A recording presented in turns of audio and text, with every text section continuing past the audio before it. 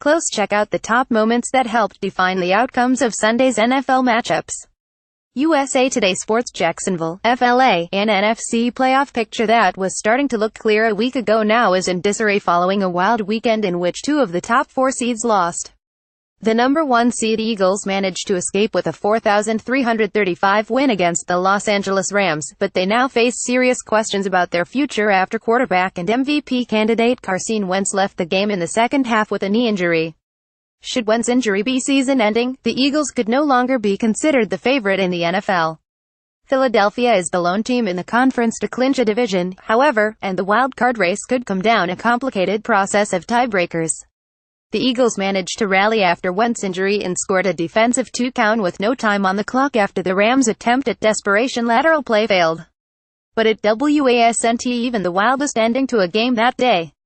More NFL playoff picture after Week 14. More Seahawks. Quinton Jefferson tries to climb into stands after fans throw a drink. The Seattle Seahawks fell to the Jacksonville Jaguars 3,024 and lost their cool in the last minute of the game, when defensive tackle Sheldon Richardson and defensive end Quinton Jefferson were ejected for fighting.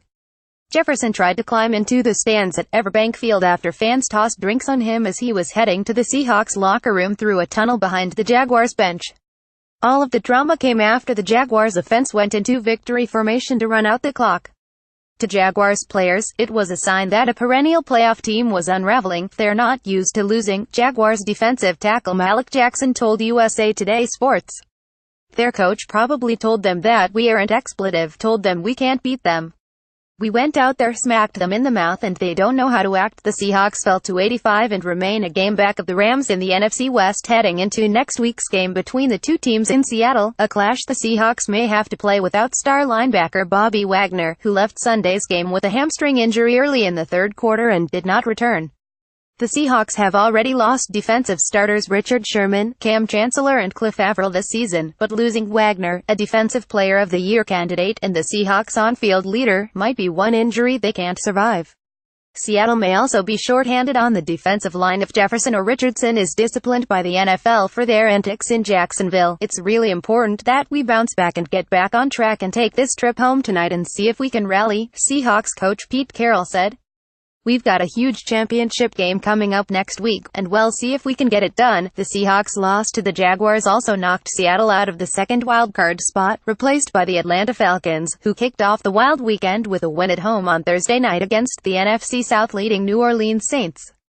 Then the Minnesota Vikings lost to the Carolina Panthers early Sunday, keeping the Panthers firmly in contention for both the NFC South and the wildcard spot. Even after the loss, the Vikings hold on to the number 2 seed in their quest to win the NFC North. But that goal remains unsettled thanks to a comeback win by the Packers in Cleveland and the Detroit Lions' narrow victory over the Tampa Bay Buccaneers. Green Bay also could get a boost from the potential return of Aaron Rodgers from a broken collarbone, but a wildcard berth seems more within reach. Minnesota has to travel to Green Bay on December 23rd. Follow Lindsay H. Jones on Twitter at BylineSayJones. Photos Best of NFL Week 14.